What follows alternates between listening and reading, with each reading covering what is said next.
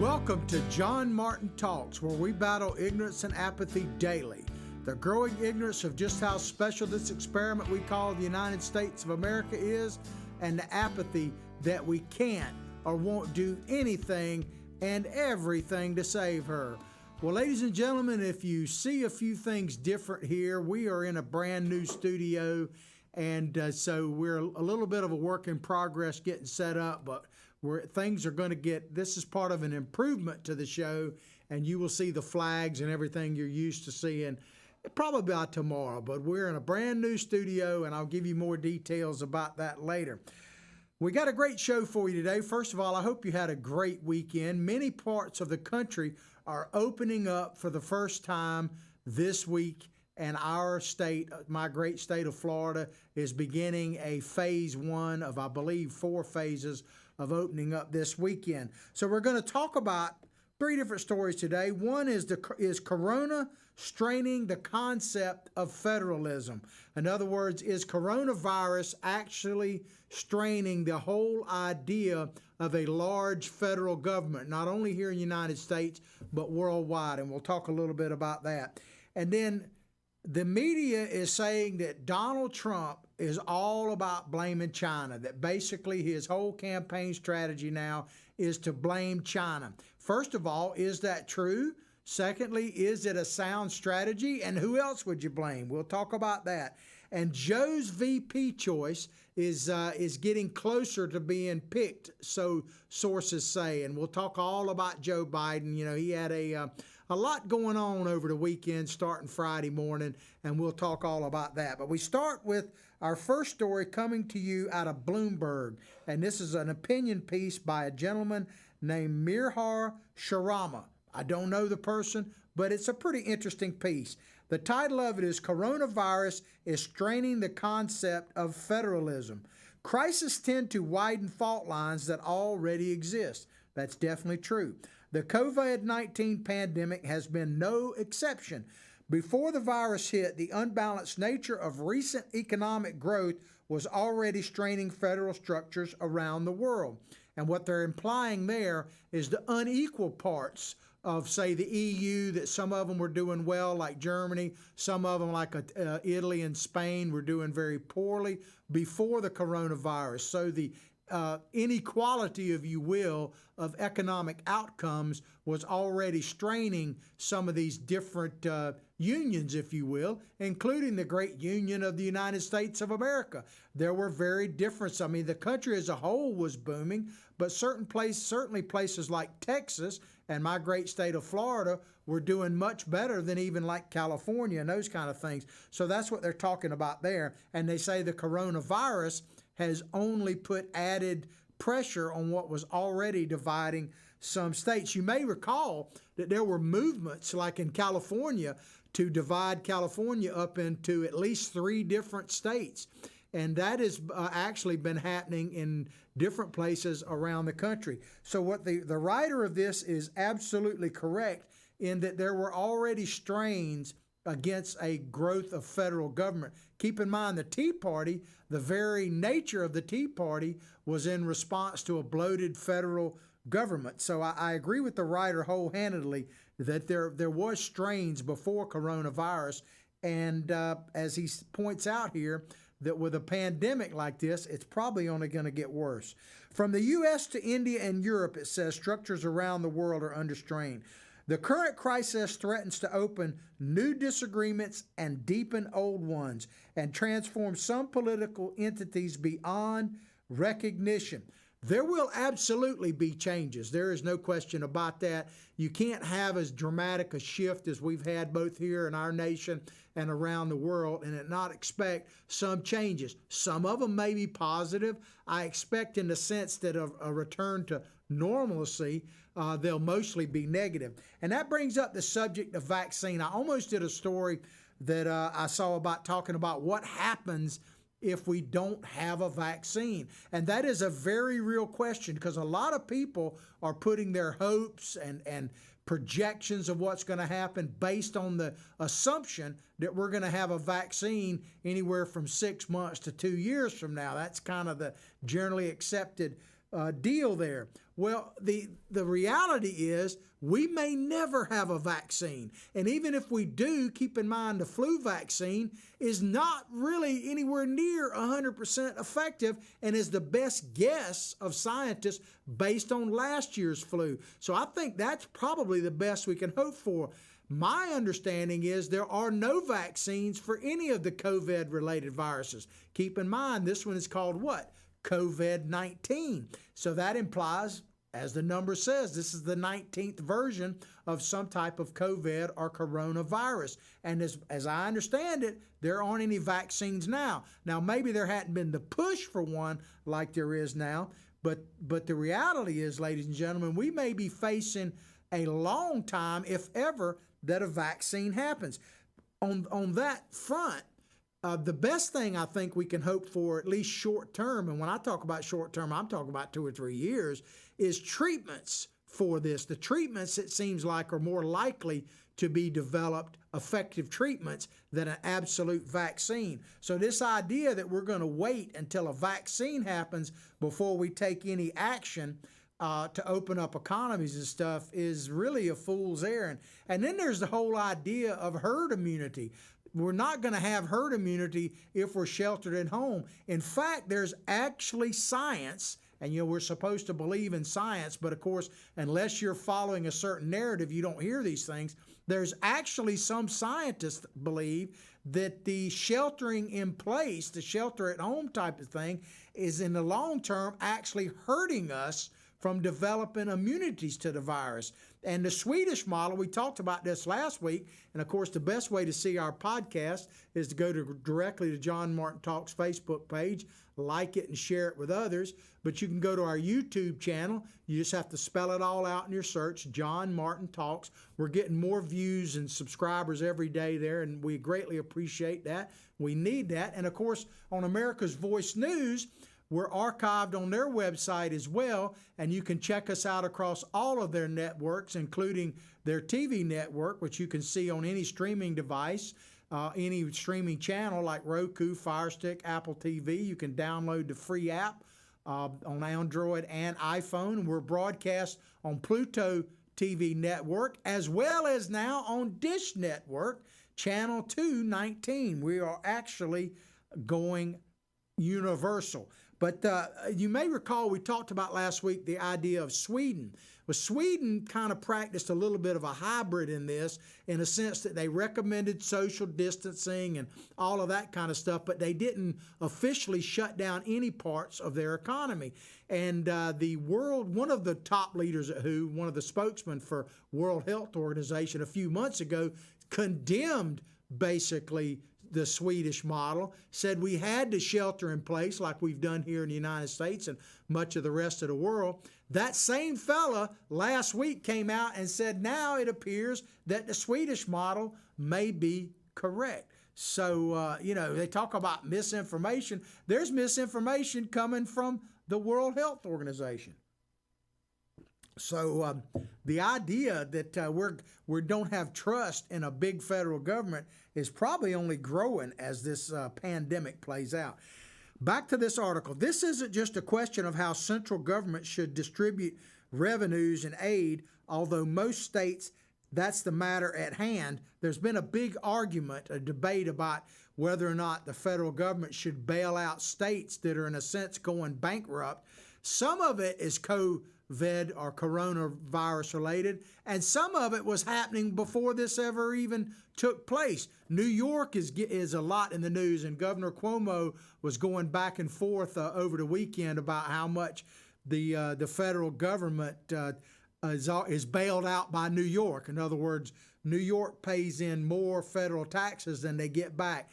That is a tricky story, and there's a lot of layers to it that we're not going to get into right now. But there's this kind of push and shove back and forth between the states, and in New York's case, New York was having like over $1 billion deficit before the coronavirus ever hit. So the question is out there whether or not states that practice better financial acumen or more prudent, let's say that. Like the great state of Florida where I live, we've been running a surplus at the same time cutting taxes for about a decade now. And very few states can actually say that. So Florida is actually in a much better shape than the state of New York going into this. Now, coming out of it, because of tourism and everything else, I mean, we'll just have to wait and see. But there's definitely a big debate going on between the governors and the national level. Let's see. Let's get on with this. It says McConnell, talking about Mitch McConnell, suggested that he'd rather see blue states go bankrupt than have the federal government bail them out. According to this article, he wasn't making only a crass political calculation. He legitimately didn't want states to receive aid if he felt they had overspent, let's say, on pensions. Now, in defense of McConnell, because when that first came out, it sounded pretty cold and, as they're saying, crass. But what McConnell was talking about is we don't want the federal government to, in a sense, be tricked by the coronavirus into bailing out states that were already going towards insolvency. That's what he's talking about. And here's the thing, ladies and gentlemen. The founders, and I know a lot of people don't understand this because that's why one of the reasons why I battle ignorance and apathy daily is we're not taught this anymore at the basic level of our schools, let alone our university, our elementary and high schools, let alone our upper education universities. But the founders of this country never intended for there to be a widespread bloated federal government. If you look at the Constitution is not to empower a big federal government, which is what it's been used for now, especially that Commerce Clause, and we've done whole shows on that, essentially. But the Constitution is, the purpose of the Constitution was to limit the role of a federal government, not expand it. It was to empower the individual and to set apart the states in a sense that the states would govern themselves, and where there were conflicts and anything that would do with the Bill of Rights, for instance, or rights granted to the people by inalienable rights, which are certainly in the news a lot lately, or should be, that the Constitution was founded to protect your God-given rights, not to empower federal government. And if anything, if there was any government that was empowered by the Constitution, it was essentially the state governments and their role, and the feds were basically to provide for a common defense and to deal with true interstate commerce, and mainly to protect citizens of the United States of America from having their inalienable rights abridged or taken away by the state governments. So it was not about empowering federal government, just the opposite. It was, our country was founded and our Constitution written to keep you safe from an ever-expanding federal government, because keep in mind, our founders grew up under kingdoms, under King George, and so they knew what a monarch and a total big federal government meant, and they didn't like it. And here's one of the reasons why we haven't followed the Constitution. Early on, obviously, when the Constitution was founded, we had an original sin in this country, and that original sin is slavery. It was a blight on this country. We're still paying the price of it to this day. And it empowered what happened, a Civil War, which empowered Lincoln to basically do away with habeas corpus and, in a sense, circumvent the Constitution. Now, don't misunderstand me.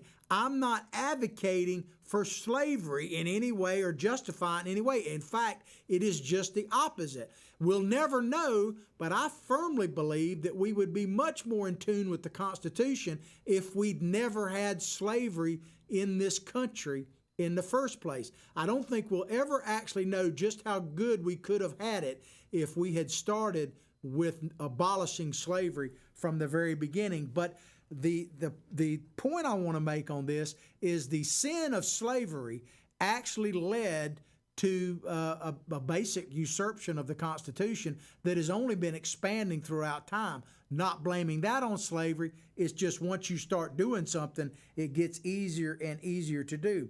But they say that here, back to this article, he, talking about McConnell, raises a fair point. How in this crisis should the federal government fairly deal with states that hold completely different visions of what government is and what it should do? And that is a very great point, because in the original founding of this country, it was expected that a state like Texas, and a state, of course, it came after the founding, but I think it's a good example, a state like Texas and a state like New York would be governed vastly different, because the customs and the way the state was founded and everything else would be very different. That gets to the heart, for instance, of the Second Amendment. The Second Amendment, in my opinion, but it's an opinionated fact nonetheless, there really should be very little role for the federal government in the Second Amendment other than trying to keep it from being taken from you by a state. But it talks about a well-regulated militia.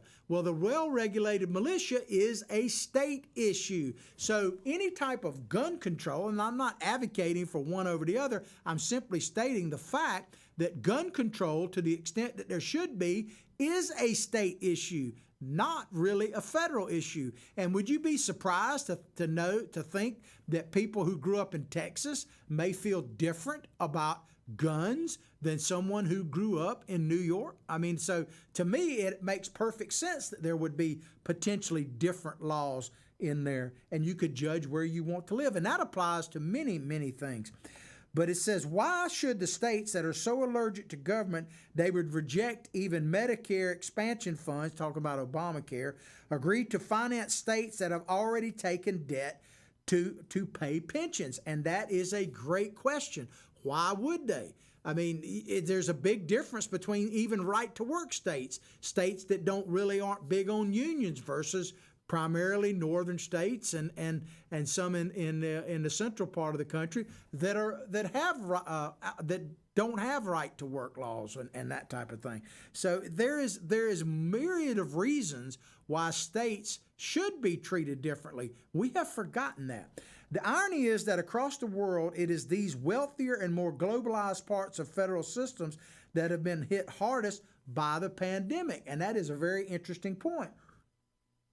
Quite often, it has to do with density of population, because wealthier economies tend to be denser in population.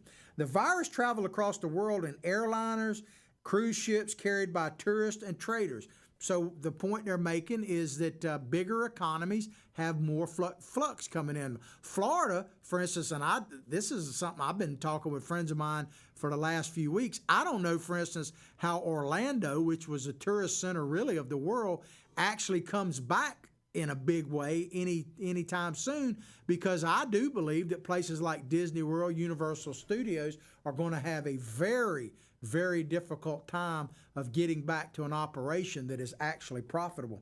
But it says, Rich gives some examples of around the world. Rich northern Italy, not southern provinces that is long subsidized, became grim example of how deadly the new coronavirus should be. So northern Italy was the epicenter of the virus in that country. There's multiple factors involved in that, not the least of which is the fact that they had a very large contingent from, of all places, Wuhan, China there, and flights were coming into northern Italy as the virus was taking hold of that city. So, there are other factors as well, but that is a big one there.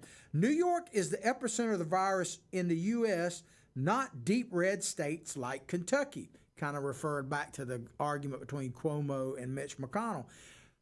The obvious solution to all this, and I'm not talking about the science and all that has to play out. I'm not really debating that. But the solution for the United States of America is one that is actually simple, may not be easy, because there is a difference between simple and easy. Probably the best way to explain that is if I told you here in Florida to go out and dig me a hole 6 foot deep, it would be pretty simple. You just got to get a shovel and dig it. But when it's 95 degrees and 100% humidity, it would be very difficult. So there's a difference between being simple and easy. Simple to actually dig the hole, but easy not. But the simple solution, I'm not saying it's the easy one, is to get back to the Constitution. The Constitution would solve all of these problems and would actually help us be more ready for the pandemic. But I don't expect us to get back to it. In fact, if you look at what's actually happening,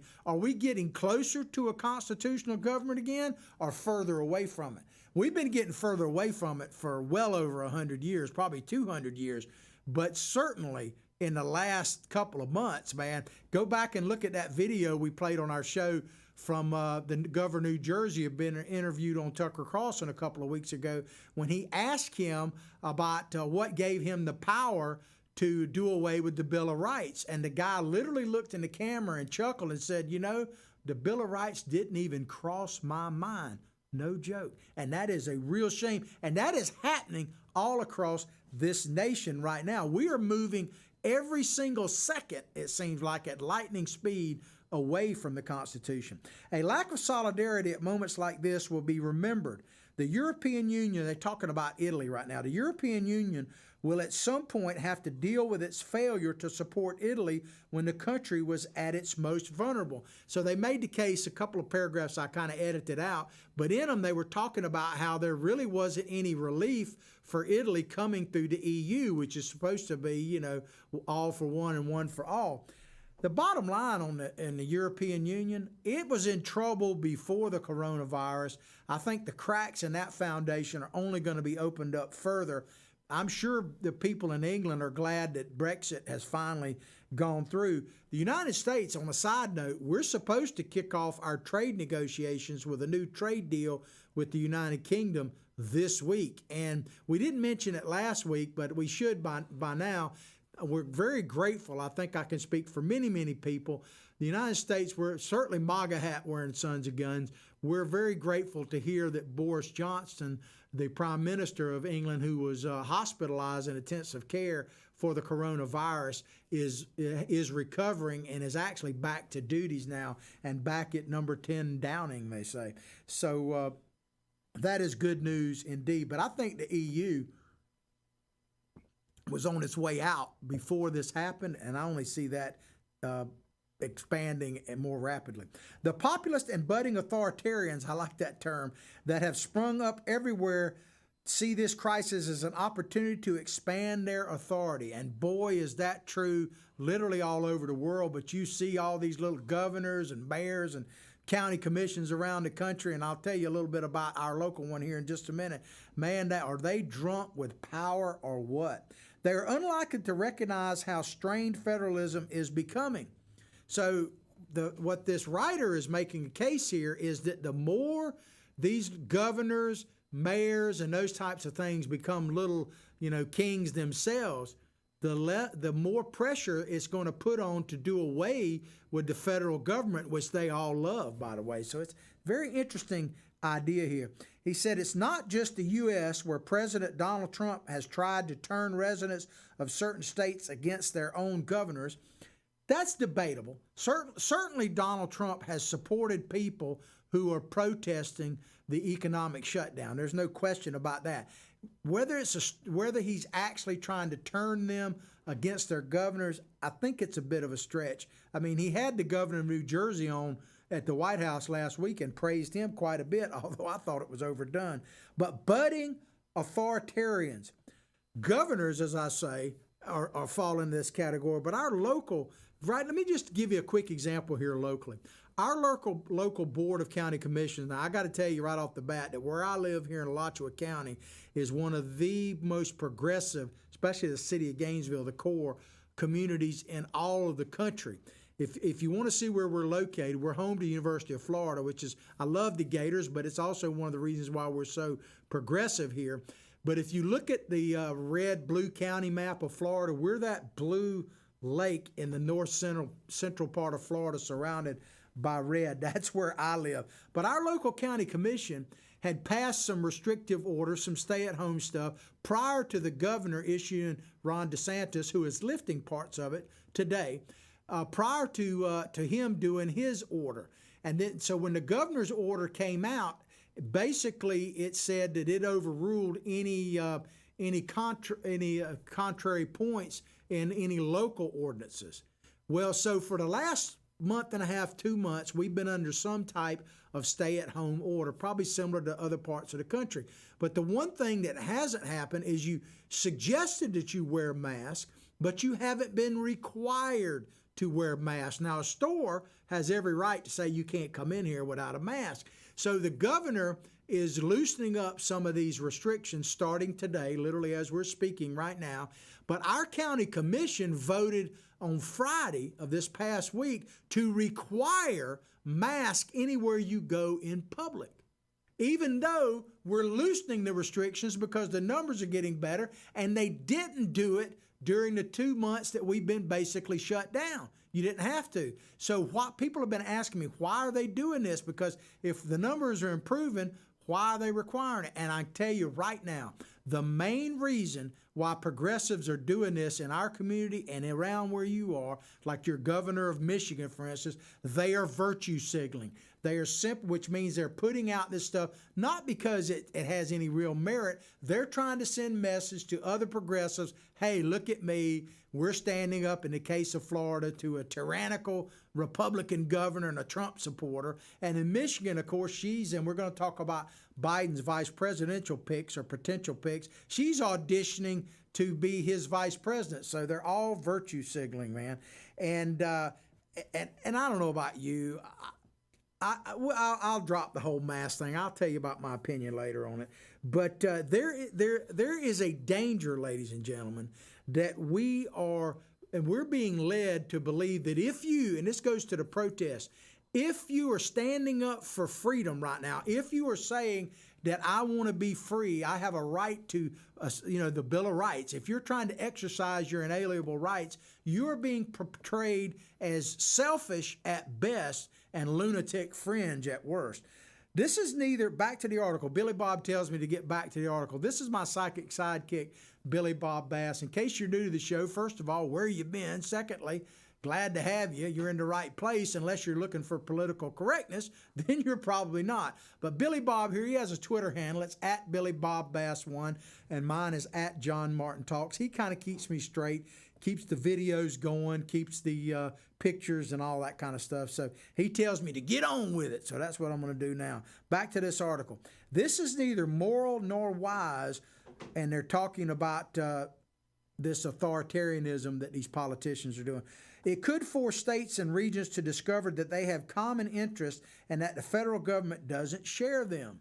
So what they're basically saying is that maybe states will actually come together for regional restrictions as opposed to dealing with Donald Trump. I mean, that's what it's saying, really.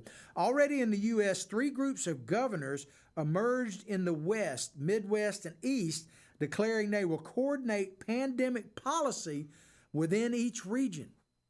You know, that sounds good, but it's a bit frightening if you think about it. The governor of Minnesota compared the approach to a loose Articles of Confederation, maybe even a confederacy in itself.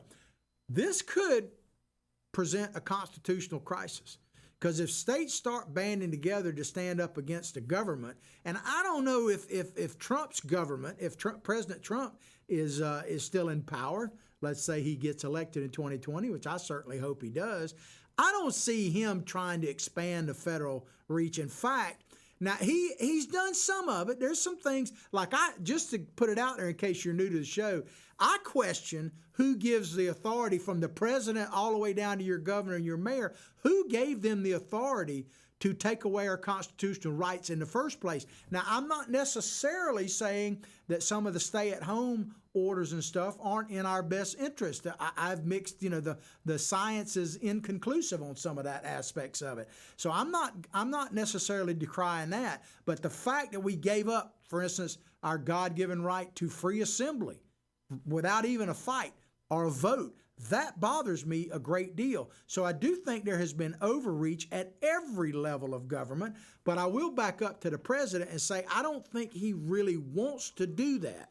I think his intuition is to let the states reopen, to open up the economy. Yes, he wants to safeguard the people of the United States. That's why he was the first leader in the world to institute a travel ban and was called everything but a child of God. But I do think we are heading for some potential constitutional crises.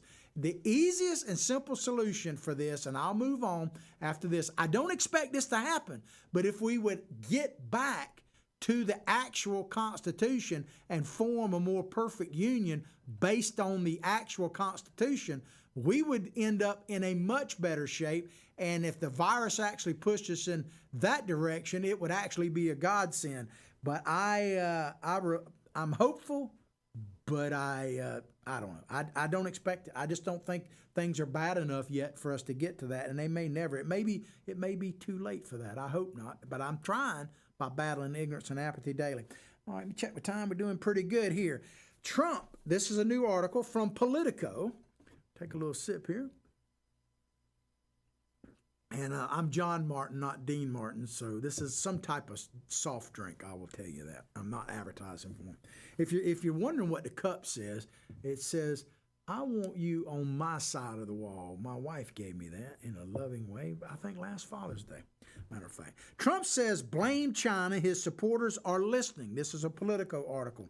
The strategy to blame China for the coronavirus outbreak began weeks ago in Washington, D.C. Now it's spread to the rest of the country. So right off the bat, I got an issue with this, as you can imagine, from Politico. By the way, people ask me why I use some of these liberal publications. First of all, there isn't that many conservative ones. But secondly, I think it's Sun Tzu about keeping your enemies close, that kind of thing, and sometimes your friends even. But I like to pick these because this is what the average person is getting their news from. And I like to use them to tell you where I do think they may be wrong. But this whole thing about a strategy to blame China, yeah, you could say it's a strategy, but isn't it just the truth? China is responsible for this virus. Now, you could debate, and there's all kind of different facts coming out about whether or not it was intentionally released. More and more, it looks like it definitely was developed in the labs of Wuhan, China. Now, if it was intentionally released versus someone selling an experimental rat at the wet market, those are all things to debate. But one thing that shouldn't be debated at all, I don't even know why it's a question. Where did the virus come from? It came from Wuhan, China. It is the China virus, the Wuhan virus, the Kung flu, whatever you want to call it. It is absolutely without question from China. So they are to blame in some sense. And if they purposely released it, obviously they're completely to blame. And if they merely didn't tell us the facts in time, then they're definitely somewhat to blame, the depth of which could be debatable. In Wisconsin, a state senator introduced a bill criticizing the negligence and hostile actions of the Chinese government. In Virginia, and it's pretty hostile if they released it on purpose, didn't get much more hostile than that, and lying about it caused a lot of deaths. In Virginia, a conservative talk radio host debated ways the Trump administration could punish China for inflicting a pandemic on the world. And we actually talked about that here at JMT last week, that one of the ways to get reparations from China would be to say, hey, China, that debt we owe you? Forget about it. Forget about it. You ain't getting it. There may be complications from that, but that's certainly something that should be explored. But we should be pushing back against China before the coronavirus. Trump has been pushing back against China from back to his campaign. And of course, he was mocked by people like Joe Biden, who goes, remember that video, China, where he said, China, give me a break, man. China eating our lunch, no way. And he said, China, maybe they should be investigated for corruption. And maybe so, Joe. Let's start with you and Hunter, man. But we should have been pushing back for decades against China. President Trump, one of the things everyone should give him credit for, even those that hate him, of course they won't, is that he's the first president to actually, not just verbally, but actually push back against China. Go back to Obama when he was president. There's video of him, talking about how great that China would be coming in to the world economy and how they might be in a position to actually help us if there's a pandemic here. I mean, it's crazy, but it's out there.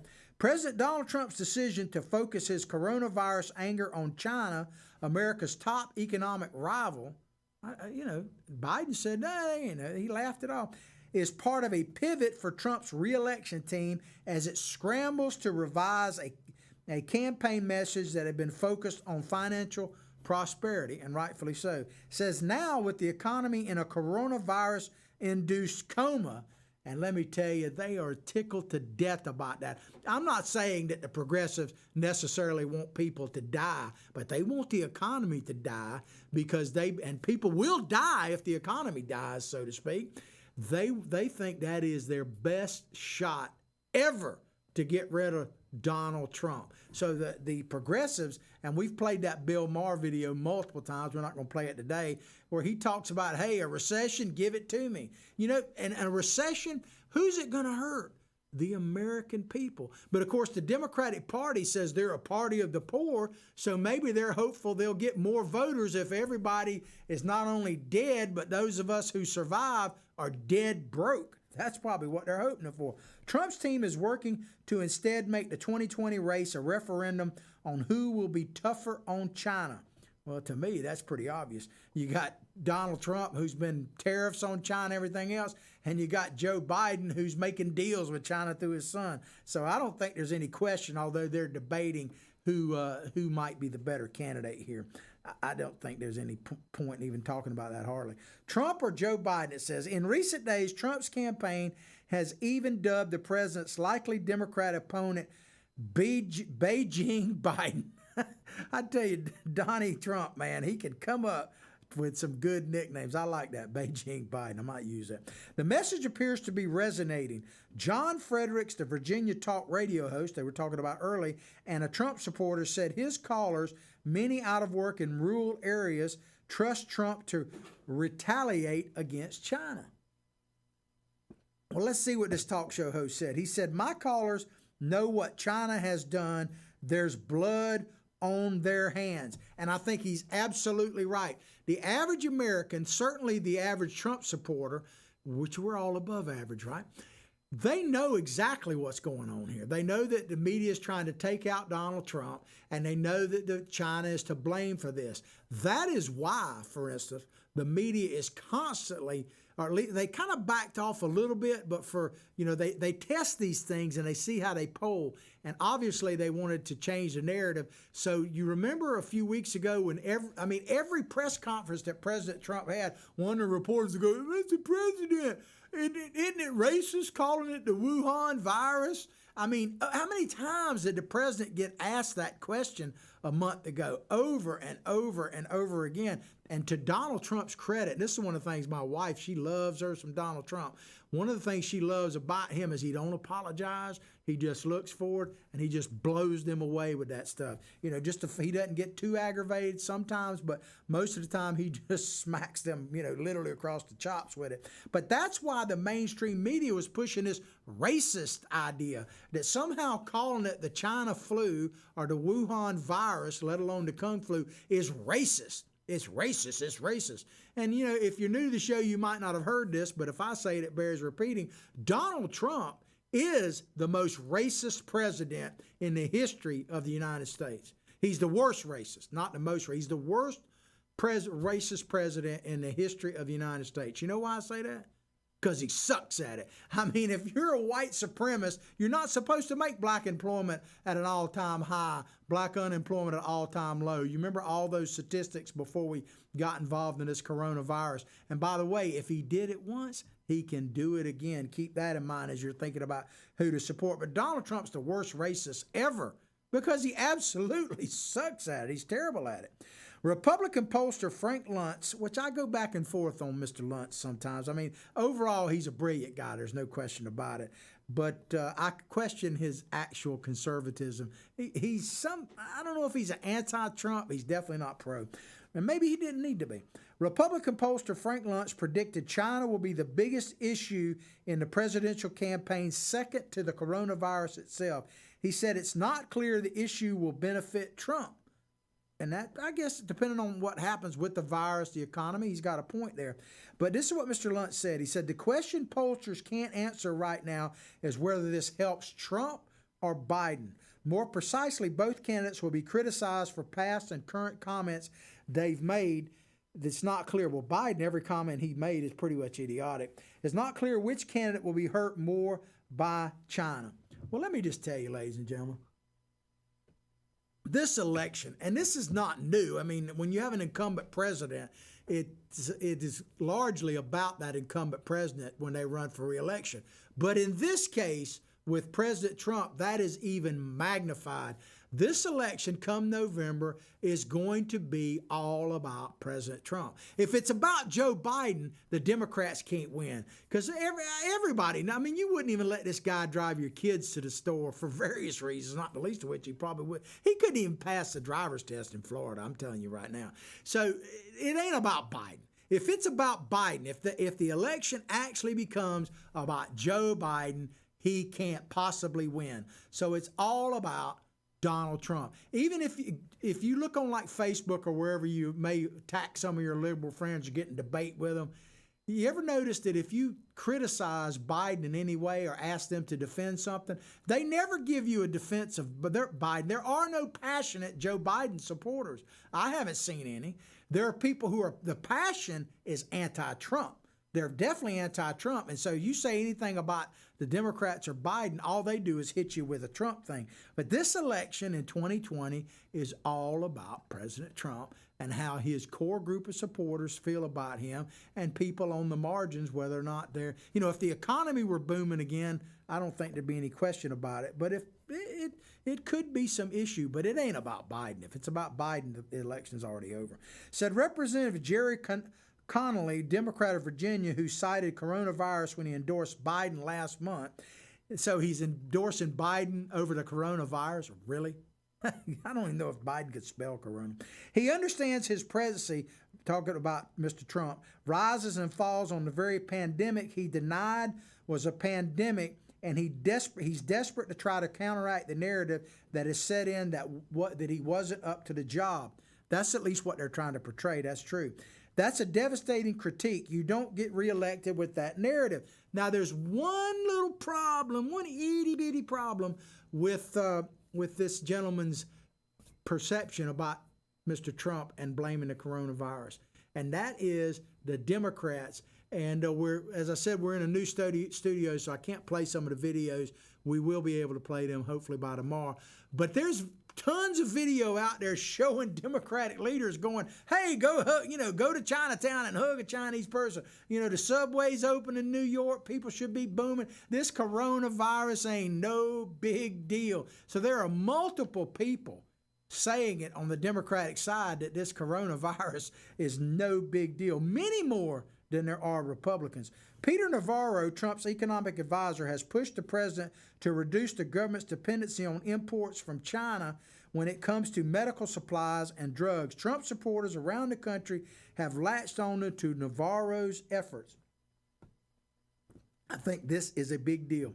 A gentleman named Ralph King, who is a Trump supporter from Bedford, Ohio, who co-founded the conservative group Main Street Patriots. This is what he said.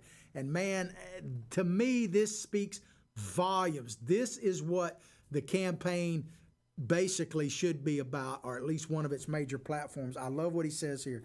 To make America great again, we need to be dependent on ourselves. Like I say, we need to get back to the Constitution, rugged individuals. We should not be dependent on other countries. And it doesn't mean we shouldn't trade with other countries. There's a difference between trading with other countries and being dependent on them. We have grown dependent on China to our peril. And I think the American citizens are finally, as they say, getting woke to that fact. And so, I think that the Democrats are going to have a hard time explaining this. And I believe President Trump will use that in a major way. Okay, we've only got a few minutes left. I want to quickly get into Joe Biden's choice of a running mate. This is from the Chicago Tribune. It says, Joe Biden's choice of running mate may have huge implications for Democrats. Here's why.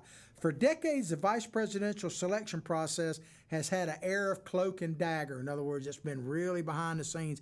This one's playing out on TV more. And the whole campaign may end up being one big TV commercial if this, depending on how the coronavirus goes. I saw a thing from Eric Trump the other day. It says, the limit to 10 people in group That means that Joe Biden will be able to hold his rallies because that's all he ever has.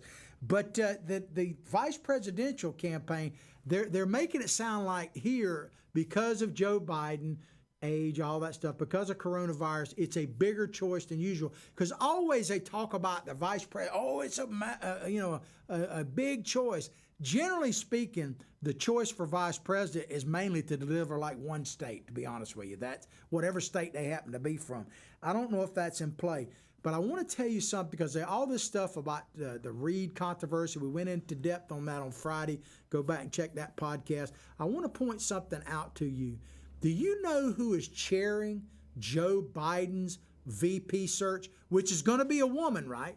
I mean, the VP is going to be a woman. He declared that. A guy named Chris Dodd. Do you remember Chris Dodd? He was a Connecticut senator forever and a day. He's retired from that now. I think he's president of like Hollywood out there, whatever their association is, the Academy of Motion Pictures or whatever.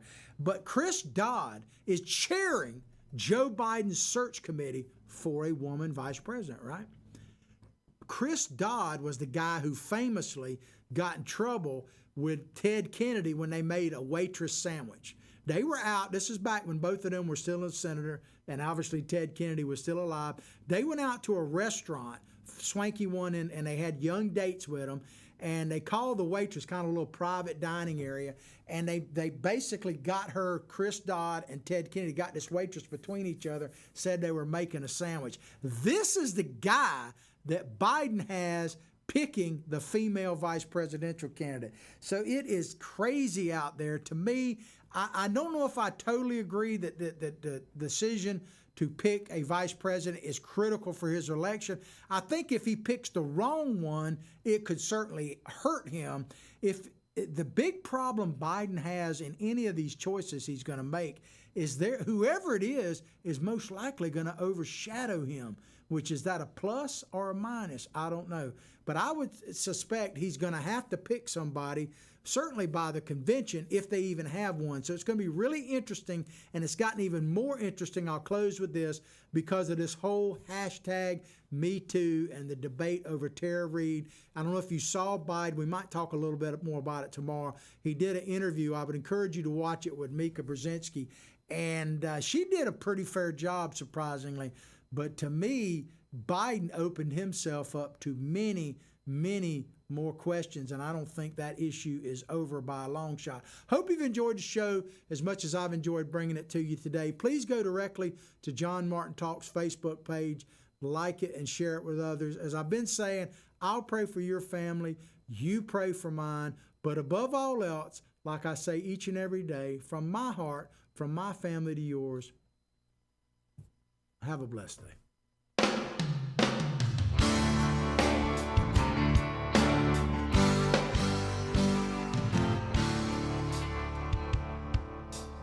Thank you.